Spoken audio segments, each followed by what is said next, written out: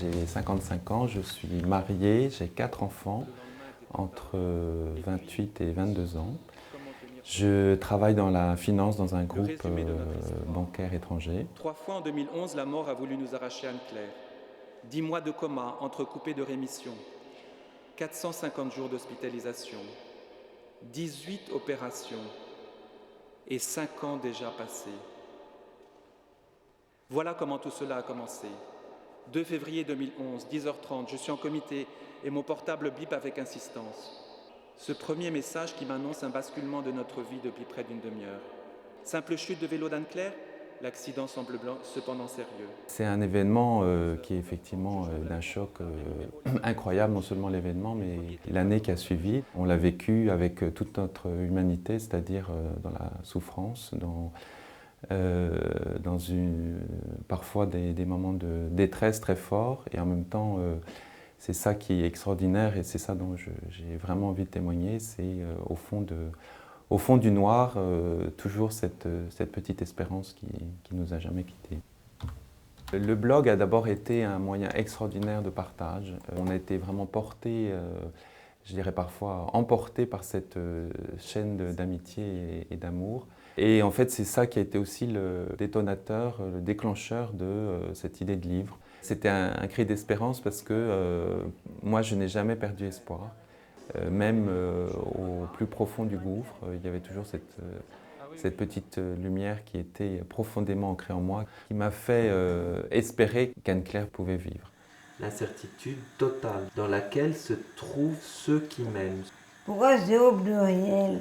ENT. Mais parce que c'est tous ceux qui m'aiment, c'était nous. On ne savait pas si tu allais vivre ou pas.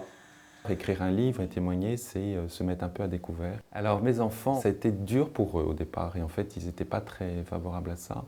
Tout simplement parce que en fait, ça remet pour eux des souvenirs trop douloureux. Pour autant, en fait, il y a eu un très beau cheminement et en fait toutes ces années où j'étais très proche d'eux. Il y a eu des discussions très profondes et en fait le plus beau des cadeaux, c'était une très belle postface du livre, écrite non seulement par mes enfants, mais aussi avec leur conjoint. Donc c'est une postface à 6 et qui est un très beau cadeau.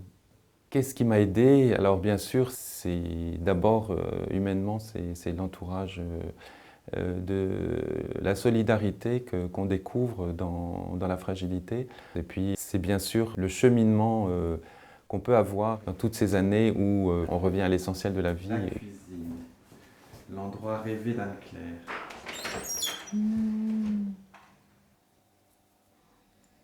Voilà. Non. J'essaye de me travailler mon bras droit. Moi, je suis très très touchée par leur abandon, alors qu'ils sont très mobilisés intérieurement par ce qu'ils ont à vivre, qu'ils soient aussi tournés vers les autres, tous les deux en couple, Anne-Claire et Bernard, se souciant de chacun, prenant des nouvelles de chacun. C'est un magnifique témoignage, je trouve, de grandeur d'âme. Anne-Claire, ce qui l'a le plus aidée, c'est vraiment la façon dont elle a été entourée par ses amis, bien sûr, mais d'abord par nous, par moi, par nos enfants. C'est là où en fait on découvre l'importance de l'amour qu'on peut porter à un malade et la façon dont cet amour redonne confiance en la vie.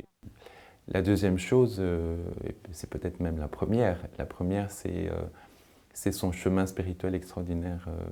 Je pense vraiment qu'elle a eu un chemin dans son coma.